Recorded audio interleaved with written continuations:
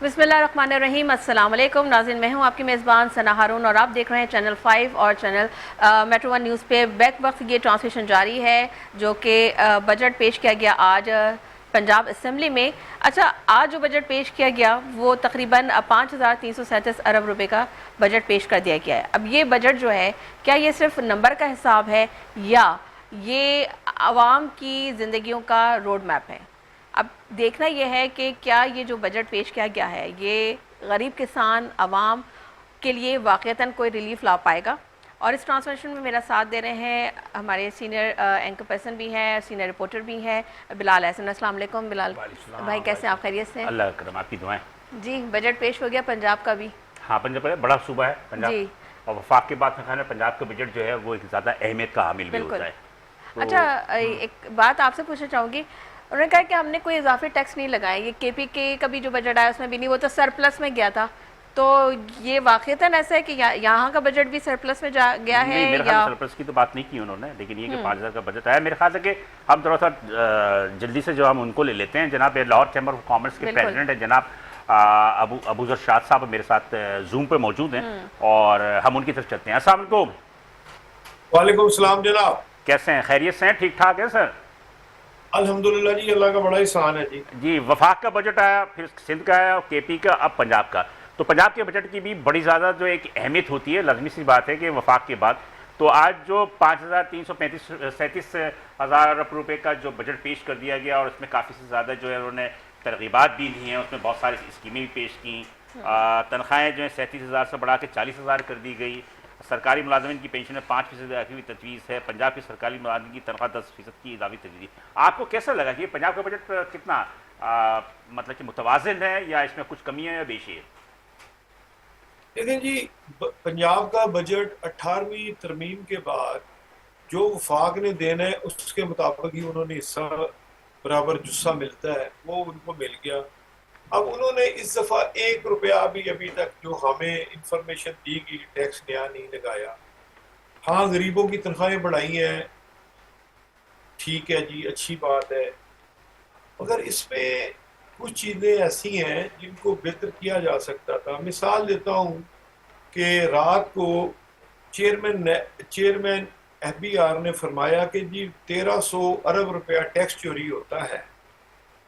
तो मैं पंजाब के बजट से हवाले से करता हूँ बात, तो उस हिसाब से कोई 700 अरब रुपए का टैक्स चोरी तो फिर पंजाब में भी आया। इसका मतलब कि पंजाब में 1,000 अरब रुपए की फिर करप्शन हो रही है, स्पीड मनी जिसे कहते हैं, उसको पकड़ने तक कोई इंतजाम इन्होंने नहीं किया। बात यह है किसी पे इल्जाम लगा देना कि जी ये टैक्स चोर है और आप बिजनेस कम्युनिटी को टैक्स चोर कह के बुला रहे हैं, ये तो बेजा फजूल किस्म की बात की गई है। इसके ऊपर डिबेट होनी चाहिए। मैं आपको थोड़ी सी जिक्र कर दूं, लाहौर में 28 करोड़ रुपया रिश्वत लेने के लिए चीफ कमिश्नर, कमिश्नर और डीसी की लड़ाई हुई और बंदूकें निकली बकायदा। अच्छा, उनको क्या सजाए मौत हुई है कि नहीं? क्या उन लोगों के खिलाफ इंक्वायरी हुई है कि नहीं? जीरो। 80 अरब रुपए की सोलर में आपने ओवर इनवॉइसिंग की, क्या वो कलेक्टर और कमिश्नर को सलाह हुई? कोई मौत की सलाह दी है उन्हें? आपने फिक्स किया? आपने उन्हें हथकड़ी लगाई है? आपने 60 अरब रुपए के करीब लगभग रिफंड गलत दिए, उसके ऊपर कोई सलाह दी है उन अफसरों को? आपने 18% एग्जम्पशन दे दी धागे पे, जिससे 35 अरब डॉलर की टेक्सटाइल मशीनरी बंद हो गई और पाकिस्तान टेक्सटाइल का कब्रिस्तान बन गया। उसके ऊपर पॉलिसी साजों को कोई सजाए मौत दी है? बात यह है कि आप पाकिस्तान का बजट 100 अरब रुपए से अयूब खान के वक्त से शुरू हुआ, और जब में दोनों यानी कि पाकिस्तान और हिंदुस्तान, पाकिस्तान और मशरकी पाकिस्तान इकट्ठे थे, तो आज हम 17,000 अरब पे चले गए हैं और हम एक दूसरे को ब्लेम गेम खेलते रहते हैं। मुझे ये बताइए कि ये ऑफिसरों के घर कहां से बन जाते हैं? 77 साल से पीआईए, रेलवे, स्टील मिल, डाखाना, पास्को, यूटिलिटी स्टोर, साफ पानी, खाद का महकमा, वुमेन बैंक कौन सा प्रोजेक्ट आज तक ब्यूरोक्रेसी का कामयाब हुआ है? भाई जितने प्रोजेक्ट इतने टैक्स अगर दे रही है तो बिजनेस कम्युनिटी देती है, तो आपका निजाम चल रहा है ना, और आप हमें ही चोर कह रहे हैं। और खुदा का खौफ करें, किसी के ऊपर इल्जाम ना लगाएं। ये निजाम है, आप इसको चलाएं। और ये जो गलत किस्म की पावर पावर आपने ले ली है हथकड़ी वाली, तो आप ऐसा करें, पाकिस्तान को सब जेल करार दे दें, हम आपके मुलाजम बन जाते हैं। जिस तरह आप गवर्नमेंट के मुलाजम हैं, हम भी आपके मुलाजम बन जाते हैं। जिस तरह भट्टू साहब ने नेशनलाइज किया था इंडस्ट्री को, तो आज तक हम उसको भुगत रहे हैं। वो ब्यूरोक्रेसी की गलती को हम भुगत रहे हैं ना। तो मकसद है कि आपने सिस्टम चलाना है कि सिस्टम बंद करना चाहते हैं। अगर ये पावर विड्रॉल ना हुई हथकड़ी वाली, तो फिर मैं आपको एक बात बता दूं कि इस साल और एक साल के अंदर 12 अरब डॉलर दुबई शिफ्ट हुआ है, और ऑलरेडी 50,000 ड्यूल नेशनल हैं, और जिसमें ब्यूरोक्रेट भी हैं, टेक्नोक्रेट भी हैं, पॉलिटिशियन भी हैं और बिजनेसमैन भी हैं। और खुदा के लिए ये 50,000 बंदा आईपीपीज का भी मालिक ये है, बैंकों के मालिक भी यही है, बड़े अदारों के मालिक भी यही हैं। ये जो थोड़े से लोग रह गए हैं, क्या आप इनको भी चाहते हैं बाहर चले जाएं या ड्यूल पासपोर्ट लेके आए? पॉलिसी बनाते वक्त जब तक आप स्टेक होल्डर को साथ नहीं रखेंगे, आपका निजाम नहीं चल सकता। और मैं आपको एक बात क्लियर कर दूं, अगर आपने इस तरह की जुर्रत की, तो मैं नहीं समझता कि आपको, जिस तरह श्रीलंका के लोगों ने हुकूमत को उठा के बाहर फेंक दिया था, मैं नहीं समझता कि आपके साथ कोई लिहाज हो। लिहाजा जब किसी को जरूरत से ज्यादा तंग करेंगे तो आप खुद मजबूर हो जाएंगे। आपकी टैक्स की शरह 61% तक चली जाती है। दुबई अगर कामयाब है, ये भी तो आप मियां साहब ये भी तो समझे ना कि ये टैक्स की शरह 5% है। आईएमएफ का बजट है ना, आईएमएफ की हिदायत के मुताबिक सारा पैसा बाहर भेज देते हैं, और आप हम बात कर रहे हैं जी हम टैक्स को ये करेंगे और वो करेंगे।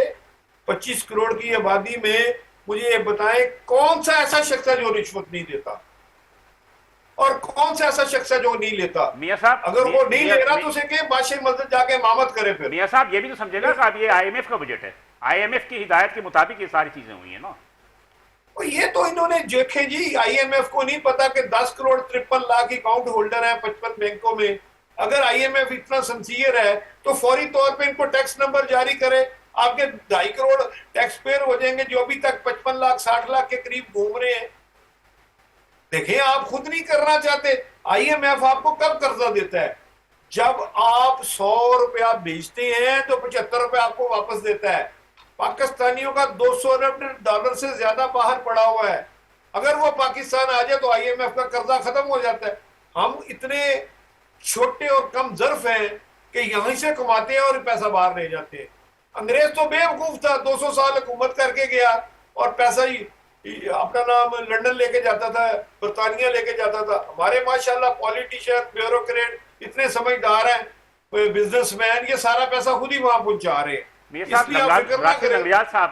लाशिर रियाज साहब ने जो बात कही है आपकी सजा के हवाले से, उनका कहना है कि वो इसे खौफ पैदा करने के लिए किया गया है, वरना 700 अरब रुपए की जो है शॉर्टफॉल हो रहा था, नया टैक्सेस लगाने पड़ते, इसकी वजह से इतनी सख्ती की जा रही है। और ये जो सजा की तजवीज़ है ये सिर्फ खौफ पैदा करने के लिए की जा रही है। मेरा ख्याल है कि शायद के इसकी नौबत ना आए, लेकिन कौमी असेंबली में जो बहस चल रही है इसमें तरमीम हो सकती है। अगर खुदा ना खास्ता अगर आपने ये गलती कर ली अरेस्ट की, तो मैं आपको गारंटी देता हूं श्रीलंका से बुरे हालात हो जाएंगे। ये बात आप ध्यान में रखिएगा। ये बात मत सोचें कि हम चूड़ियां पहन के बैठे हुए हैं। ये इतने दूध के दुले हुए थे, पूरे पाकिस्तान में 1 किलो खालस दूध नहीं आप सप्लाई कर सकते। कहां गया फूड सेक्रेटरी और कहां गए फूड मिनिस्टर?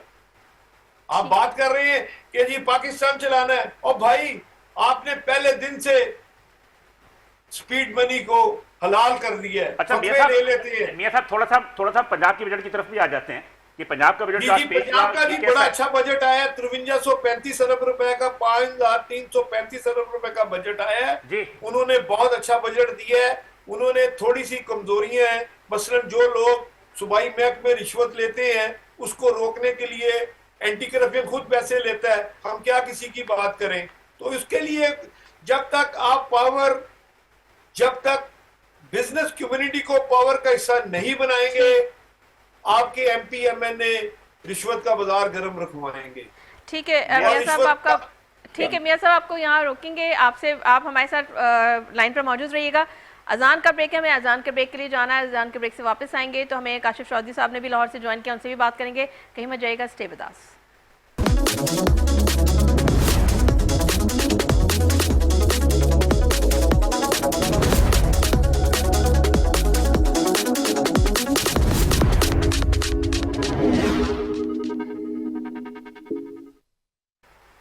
वेलकम बैक नाज़रीन।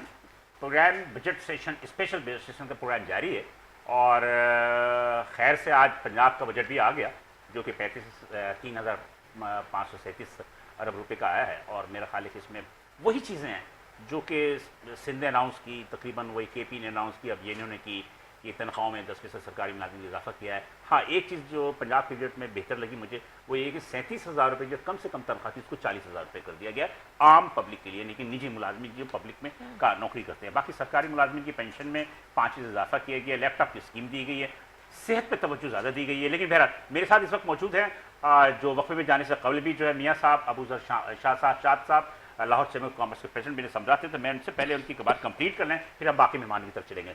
जी सर, शाद साहब, मियाँ साहब, जी आर यू लिसन में? अब देखें मैं एक छोटी सी अर्ज करूं भाई, देखें बजट बनाया जाता है कौम की बेहतरी के लिए, अपने घर के निज़ाम को चलाने के लिए। देखें माशाल्लाह बड़ा अच्छा वफाक का बजट आया, 8,000 अरब रुपए से ज़्यादा आप साल का इंटरेस्ट दे देते हैं। आखिर वो इंटरेस्ट क्यों दे रहे हैं?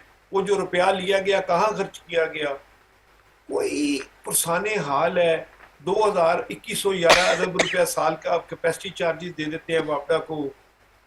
मेरा मतलब कहने का कि हो क्या रहा है? 3,000 अरब के करीब आप साल की अंडर इनवॉइसिंग और अफगान ट्रेड पे नुकसान हो जाता है। कौन अच्छा जिम्मेदार मियाँ साहब, है? एक बात बताएं मुझे कि अगर ये बजट मन व धन इसी तरह पास हो जाता है असेंबली से, तो ताजिरों का और सनतकारों का, आप लोगों का क्या रद्द-ए-अमल होगा?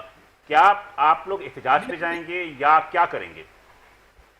देखिए जी, 30 सितंबर तक 20% कारोबार बंद हो जाएंगे और 31 दिसंबर तक 50% कारोबार बंद हो जाएंगे। ना रहेगा बांझ, ना रहेगी बांसुड़ी। लोगों के पास तो इतने पैसे नहीं है घर से बाहर निकल सके। तो हड़ताल तो बड़ी दूर की बात है, वो साइलेंट किलर एक लग जाएगा, कोई बंदा काम करने के लिए तैयार ही नहीं होगा, कॉस्ट ऑफ प्रोडक्शन इतनी ऊपर चली जाएगी। तो वो उड़ान ठीक पाकिस्तान है ना, किधर गया? माल तो वो उड़ान पाकिस्तान किधर गया प्राइम मिनिस्टर का? वो तो ब्यूरोक्रेसी ने इस तरह फेंटा, हिस्सा मारा है उसको, उड़ान पाकिस्तान प्रोग्राम को उड़े गया वो। कोई सोच नहीं सकता।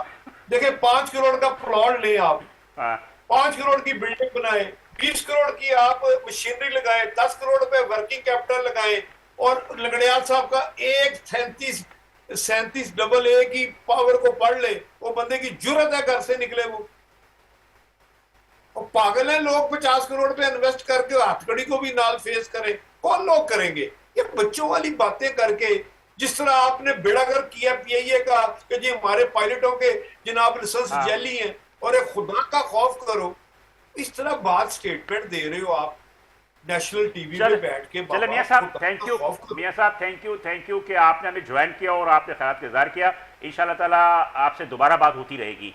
इस वक्त मेरे लाइन पर मौजूद हैं काशिफ चौधरी काशिफ साहब, जो कि सदर मरकजी तंजीम ताजन पाकिस्तान। काशिफ साहब को ले लें पहले।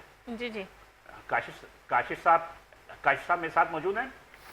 जी जी जी काशिफ साहब, आज पंजाब का बजट आ गया, क्या कहेंगे?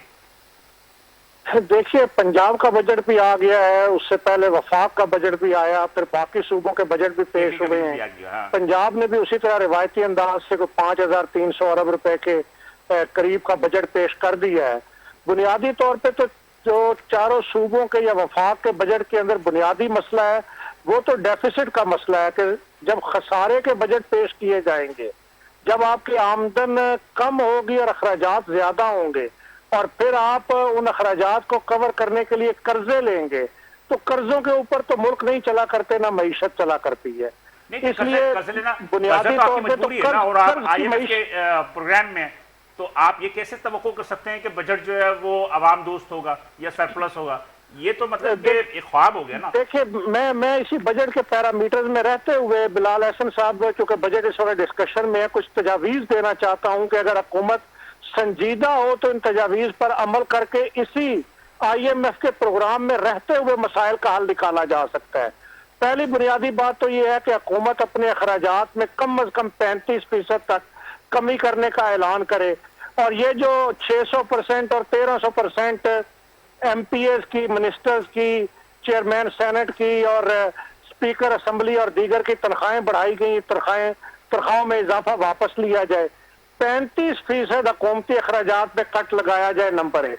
नंबर 2, ये जो बेनजीर इनकम सपोर्ट प्रोग्राम के नाम पर 750 अरब रुपया रखा गया है वफाकी बजट के अंदर, इसको सियासी रिश्वत के तौर पे देने की बजाय, इसको लोगों को भीख मांगता बनाने की बजाय, इसी पैसे को अगर उठाकर तालीम और सेहत के ऊपर और टैक्सेस की शरह को कम करने पर लगा दिया जाए तो लोगों को कुछ रिलीफ मिल जाएगा। तीसरी बात यह कि बिजली की बुनियादी कीमत को कम करने के लिए IPPs के मुआहदों को रिव्यू किया जाए, बिजली के बिलों के ऊपर ये जो सरचार्ज लगाने जा रहे हैं और जो 18% GST सोलर पर लगाने जा रहे हैं, इसका खात्मा किया जाए, बिजली की कीमत को कम कर दिया जाए। उसके बाद पेट्रोलियम मसनूआत के ऊपर जो 78 पैसे पेट्रोल पे कर दी गई है, इस पेट्रोलियम लेवी की शरह को कम किया जाए। पेट्रोल, बिजली और गैस सस्ती होगी तो खुद ब खुद कास्ट ऑफ प्रोडक्शन भी कम हो जाएगी और एक आम आदमी को रिलीफ भी मिल सकेगा। कल हुकूमत ने 4 रुपए लीटर पेट्रोल में इजाफा किया। आलमी सूरत हाल जो है इसराइल और ईरान की जंग की वजह से वैसे ही जो है कसाद बाजारी है और पूरी दुनिया के अंदर एक जो है एक टेंशन है। आप पाकिस्तान पड़ोस में ईरान के, तो सवाल ही पैदा होता है कि हुकूमत भी तो मजबूर है ना। देखिए, हुकूमत मजबूर नहीं है। मैं आपको ये एक और हल तजावीज में दे रहा था, तो एक तजवीज में आपको उसी के अंदर और भी शामिल करता जाऊं। इस वक्त बजट में 8,200 अरब रुपए सूद की अदायगी के लिए रखे गए हैं। अच्छा, इसमें से 70% जो कर्ज है वो हमारे कर्जे हैं जो अंदरूनी बैंकों से या अंदरूनी मुख्तलिफ इदारों से लिए गए हैं। अच्छा, अगर ये शरह सूद, जिसको कि कल स्टेट बैंक ने मॉनिटरी पॉलिसी में कम नहीं किया, अगर इसको 4 पॉइंट मजीद कम कर दिया जाए तो कम अज कम सिर्फ सूद की अदायगी की मद के अंदर 3,000 अरब रुपए बचाए जा सकते हैं। ये 3,000 अरब रुपए अगर बचा लिए जाएं तो ये पैसा जो है ये सस्ती बिजली के लिए, सस्ते पेट्रोल के लिए और टैक्सेस की शरह को मुनसिफाना करने के लिए खर्च किए जा सकते हैं। देखिए, मैं जो तजावीज दे रहा हूँ ये IMF के पैरामीटर्स में रहते हुए मौजूदा बजट के अंदर तजावीज दे रहा हूँ, कहाँ कहाँ कट लगाकर और किस किस चीज को दुरुस्त करके आप कौन से सेक्टर को इंसेंटिव देकर मुल्क की मईशत का पहिया चला सकते हैं। अगर ये नहीं करें, या पेट्रोलियम मसनूआत की बात है, आलमी मंडी में पेट्रोल मजीद बढ़ेगा। इसलिए काशिफ 1 मिनट रुकिएगा। चौधरी अकमल साहब जो है माशी तज़किकार है वो भी हमारा मौजूद हैं और वो भी जो है ऑनलाइन हमारे साथ ही है, तो उसके काशिफ साहब के बाद उनकी तरफ चलेंगे। जी काशिफ साहब बताइएगा, आप अपने कंटिन्यू रखें। जी चौधरी साहब, काशिफ साहब। उसके अंदर तो इनको कोई मसला नहीं है। अगर ये 200 अरब रुपया वहां पे इनको रिलीफ भी देना पड़ जाए तो ये वहां पे दिया जा सकता है। ये सिर्फ जो इस वक्त शरह सूद है उसको कम कर लें, और वैसे भी वफाकी शरई अदालत का ये फैसला है कि 2027 तक पाकिस्तान में बिला सूद बैंकारी का निजाम आएगा। अच्छा, होना तो बिला सूद बैंकारी का निजाम चाहिए, लेकिन जाहिर है हम मरहलावार उसकी तरफ जाएंगे। मरहलावार उसकी तरफ जाना चाहते हैं तो शरह सूद को आप बतदरीज कम करते चले जाइए, आपकी मईशत अपने कदमों पर खड़ी होती चली जाएगी, महंगाई भी कम होती चली जाएगी। सूद को खत्म ही कर दी जाए, शरह सूद को खत्म ही कर दी जाए, कम क्यों किया जाए?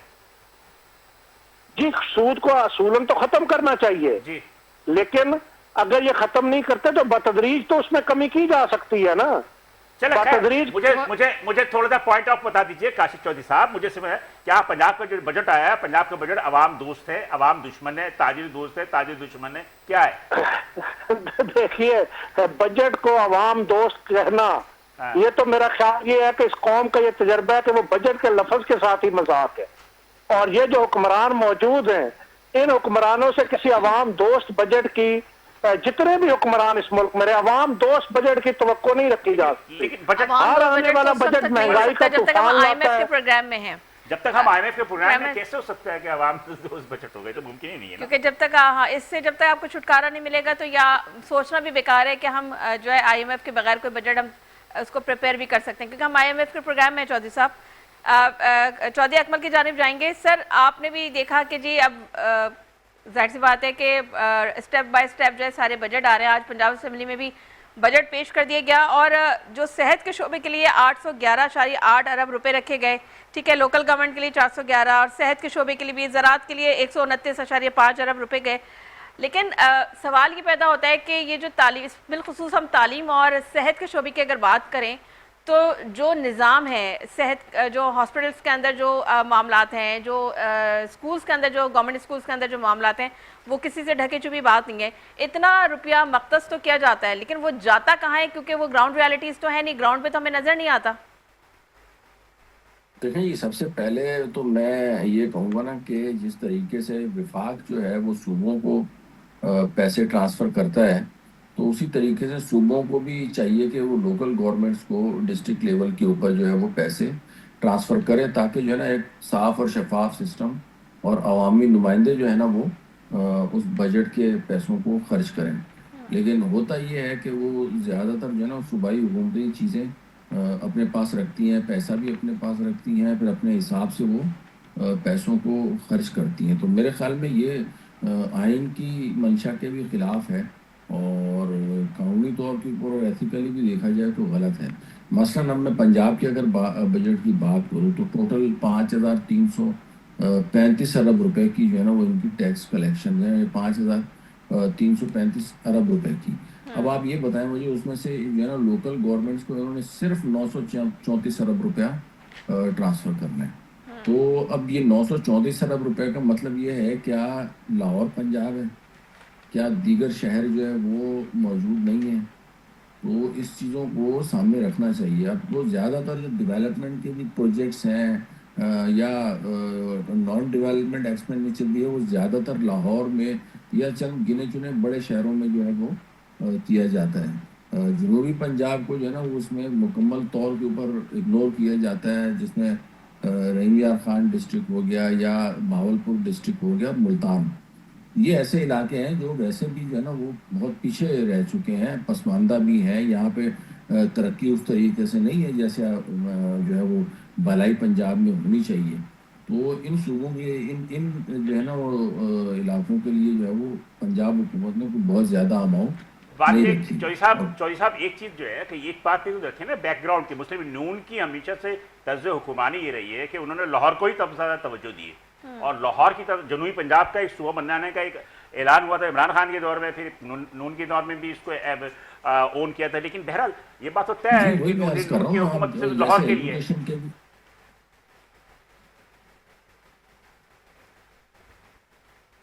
जी चौधरी जी, अकमल आ रही है साहब आवाज़? सुन सकते हैं? चौधरी साहब, जी मैं सुन रहा हूँ।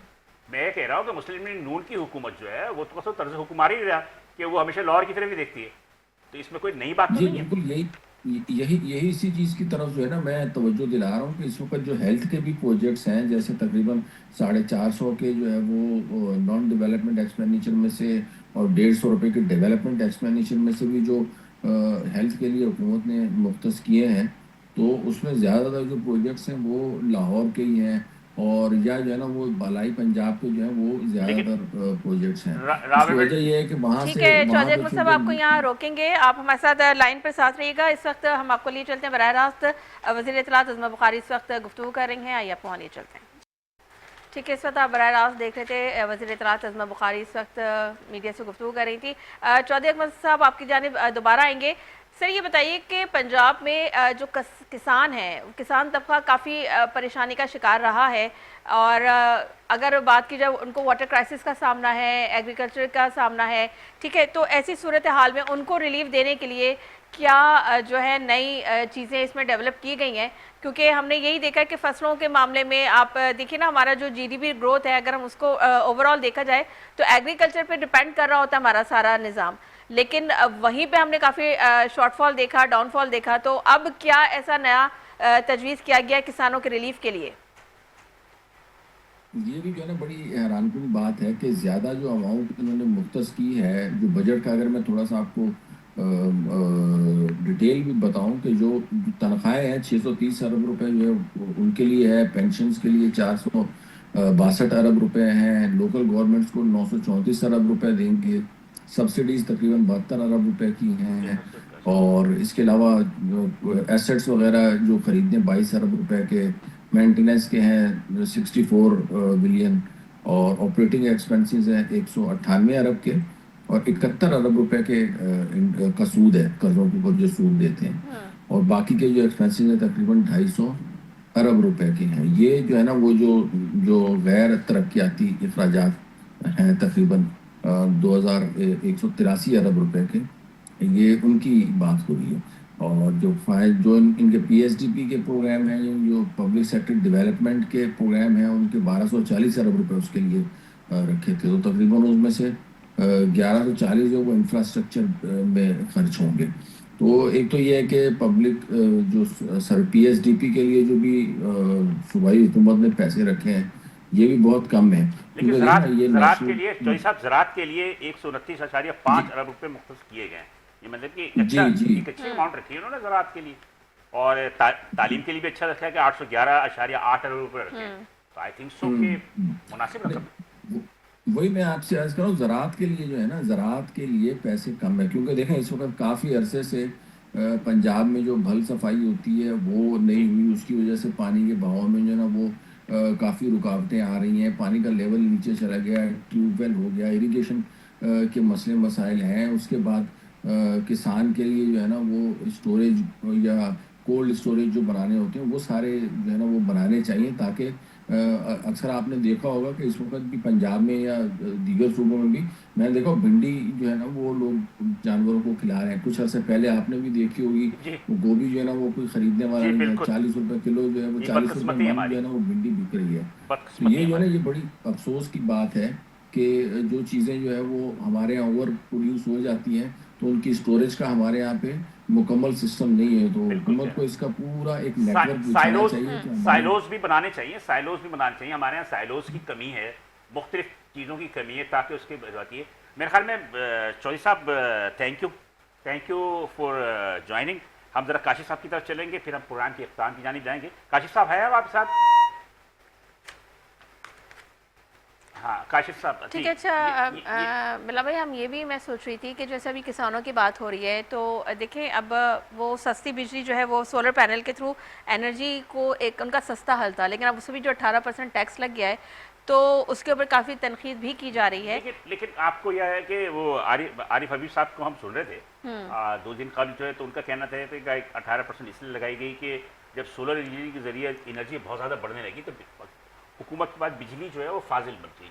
अब वो फाजिल बिजली जो बची है तो लाजमी बात है वो पैसे लगा के उन्होंने प्रोड्यूस किया, तो वो बिजली बिक नहीं थी, तो इसलिए उन्होंने सोलर पे पैनल पे लगाया ताकि जो है वो बिजली जो है हुकूमत की वो फरोख्त हो सके। लेकिन बहरहाल तो वही वाली बात होगी ना, लेकिन एग्जैक्टली क्योंकि वही वाली बात है, बोझ तो जो है आम आदमी पे ही आया है। और एक और बात है कि देखिए इनपुट कॉस्ट जैसे बिजली है, डीजल और फर्टिलाइजर्स हैं, तो उसको बढ़ाने की वजह से उनकी जो प्रोडक्शन थी वो काफ़ी महंगी होती जा रही है। तो जाहिर सी बात है इस हवाले से भी किसान काफ़ी हद तक परेशान है। तो ये सारे फैक्टर्स हैं जिसकी वजह से उनकी जो परफॉर्मेंस आप कह रहे हैं उसके ऊपर लाइन पे आ गए काशिफ साहब। ठीक है, तो लाइन पे जी चौधरी साहब, बात यह कि आपसे आखिर में चूंकि इख्तितामी लम्हात है, आप पंजाब के बजट को किस तरह देखते हैं? देखिए पंजाब के बजट के हवाले से मैं सिर्फ चंद गुजारिशात करना चाहूंगा कि एक तो पंजाब ज़री सूबा है और पंजाब के अंदर इस वक्त किसान वो बहुत ही मुश्किलात का शिकार है। गुज़िश्ता फसल के मौके के ऊपर कम अज कम 2000 से 2200 अरब रुपया गंदम की मद के अंदर किसानों का नुकसान हो चुका है। वो किसान के जिसको 3400 रुपये मन गंदम उसको खेत के अंदर पैदावारी लागत आई, उसने 1800 और 2000 रुपये में वो अपनी गंदम बेची। अच्छा, सिर्फ गंदम का काश्तकार नहीं, टेक्सटाइल का सेक्टर हो, चुके पंजाब एक टेक्सटाइल का हब है और पंजाब की इस टेक्सटाइल की बुनियाद पर पाकिस्तान की एक्सपोर्ट हमेशा वो सफ़े अव्वल के अंदर रही है। वो टेक्सटाइल का सेक्टर हो, वो चावल का सेक्टर हो, वो गंदम का सेक्टर हो, वो मकई हो, जितनी भी फसलें हैं उसका काश्तकार इस वक्त परेशान है। जरी जमीनों के माल, छोटी जमीनों के मालकान वो अपने अखराजात पूरे नहीं कर पा रहे, और इस बजट के अंदर भी कोई इंसेंटिव मुझे किसानों के लिए नहीं नजर आया। अच्छा, अगर ज़राअत नहीं होगी तो ज़राअत के साथ फिर इंडस्ट्री वाबस्ता है, ज़राअत की बुनियाद पे इंडस्ट्री रुकेगी और फिर मुल्क के अंदर फूड सिक्योरिटी का मसला पैदा होगा। इसलिए पंजाब के बजट के अंदर भी एक बुनियादी बात तो मैं ये करना चाहता हूँ कि ज़राअत के ऊपर तवज्जो देने की, ज़राअत को इंसेंटिव देने की जरूरत है। 129.5 अरब रुपए इन्होंने रखे हैं ज़राअत के लिए। देखिए, ये रकम बहुत थोड़ी है पंजाब के बजट के अंदर जो रखी गई। जब तक आप किसान को यूरिया खाद, किसान को डीएपी खाद सस्ती नहीं देंगे, आप देखिए हमारा दुश्मन मुल्क है हिंदुस्तान, जो खाद की, यूरिया की बोरी पाकिस्तान में 8,000 रुपए की मिलती है, वो हिंदुस्तान में 4,000 रुपए की मिलती है। जो डीएपी यहाँ काश्तकार को 16,000 रुपए में मिलती है, वो वहां पे 6 से 7,000 रुपए, मैक्सिमम 8,000 रुपए में मिलती है। अच्छा, वहां हिंदुस्तान के अंदर तो चौधरी साहब, ये जो बिजली मजदूर बिल्कुल कार्ड और फ्री है। किसान कार्ड जो जारी किए जाते हैं, तो इससे मजदूरों को क्या फायदा हो रहा है? देखिए, किसान स्कीमें तो कार्ड का इतनी कोई निकाल फायदा देते हैं, नहीं है, ये लेकिन फिर भी मजदूर किसान परेशान कार्ड का कोई फायदा नहीं है, ये सिर्फ नुमाइशी इकदाम हैं, ये सिर्फ सियासी शोहरत हासिल करने के लिए ये इकदाम किए जाते हैं। बुनियादी बात यह है कि अगर किसान को फसल की कीमत उसकी पैदावारी लागत के मुताबिक मिले, और मैं उसके लिए तजवीज देना चाहता हूं कि देखिए, इंटरनेशनल असूल है कि जो पैदावारी लागत है उसके ऊपर 25% मुनाफा काश्तकार को दिया जाए। पैदावारी लागत को हुकूमत के पास ज़राअत का पूरा डिपार्टमेंट मौजूद है जो करोड़ों नहीं अरबों रुपए की तनख्वाहें लेते हैं और खर्च करते हैं। अच्छा, उस डिपार्टमेंट को एक एक फसल की पैदावारी लागत कैलकुलेट की जाए और उसके मुताबिक उसकी मार्केट कीमत मुकर्रर की जाए, ताकि ये मिडल मैन का, ये मुनाफाखोर का, ये स्टॉकिस्ट का, ये भी कहना अंसर खत्म हो। आवाम को मुनासिब कीमत पर चीज भी मिले और काश्तकार को उसकी पैदावारी लागत भी मिल सके, तब इस मुल्क का निजाम चल सकेगा। चौधरी भाई साहब, चले चूंकि टाइम कम रह गया, मुझे साथ साथ ये भी बताते चलिएगा कि ये जो फिक्स टैक्स था, स्कीम थी, ताजिर दोस्त स्कीम थी, क्या उसको दोबारा रिज्यूम हो रहा है? वो आपकी आवाज बहुत कम आ रही है। मैं चौधरी साहब, मैं कहना ये चाह रहा था कि ये जो ताजिर दोस्त स्कीम या फिक्स टैक्स स्कीम का एक चल रहा था गुज़श्ता साल, तो क्या इस बरस भी जो है इसकी तरफ जाने कोई पेशरफ होने की तवक्कुआत हैं? देखिए, ताजर दोस्त स्कीम तो खत्म हो चुकी, इसलिए कि वो ताजर दोस्त नहीं थी, नाम उसका ताजर दोस्त था। वो बुनियादी तौर पर तिजारत दुश्मन स्कीम। निजाम लाया जाए तो उससे हुकूमत की आमदन में भी इजाफा होगा और तिजारत और तिजारती तबके को भी रिलीफ मिल सकेगा। ये जो तरमीमी आर्डिनेंस के जरिए इख्तियारात दिए जा रहे हैं एफबीआर को, ये हथकड़ियां लगाने के, जायदादें सील करने के, कारोबार बंद करने के, जुर्माने करने के, गिरफ्तारियां करने के, इससे कारोबार नहीं चलेगा। ये मईशत दुश्मनी है। हमें इस मुल्क के अंदर सरमाया दोस्त इकदाम करने हैं ताकि ये मुल्क अपने कदमों पे खड़ा हो सके। अफवाज पाकिस्तान ने पाकिस्तान को नाकाबिल तस्खीर साबित कर दिया। अब सियासी जमातों की जिम्मेदारी है कि ये पाकिस्तान को मुआशी मैदान में भी नाकाबिल तस्खीर बनाएं, ऐसे इकदाम करें जिससे सनत और तिजारत का पहिया चले, महंगाई कम हो, गुर्बत कम हो और एक आम आदमी का म्यार जिंदगी बुलंद हो। सनत और तिजारत चलेगी तो रोजगार भी मिलेगा। बहुत शुक्रिया काशिफ शाह साहब, बहुत शुक्रिया। ये थे सदर मरकजी तंजीम ताजर पाकिस्तान। बात यह कि बजट का आज पंजाब का बजट आ गया है और पंजाब का बजट जो है ठीक है, बहुत सारे ताजर कह रहे हैं कि जनाब ये कि ताजर दोस्त या आवाम दोस्त नहीं है, लेकिन फिर भी बहरहाल मुनासिब बजट है। अभी तो इस पर बहस व मुबासा होगा। ज़राअत के हवाले से लोगों का कंसेंसस है, इस पर भी थोड़ी सी बात होगी असेंबली में, फिर देखते हैं कि लेट्स सी क्या होता है। जी बिल्कुल, बस हमारी ट्रांसलेशन का वक्त भी ख़त्म हो रहा है, तो मुझे और बिलाल हसन को दीजिए इजाज़त। अपना बहुत ख्याल रखिएगा। अल्लाह हाफ़िज़।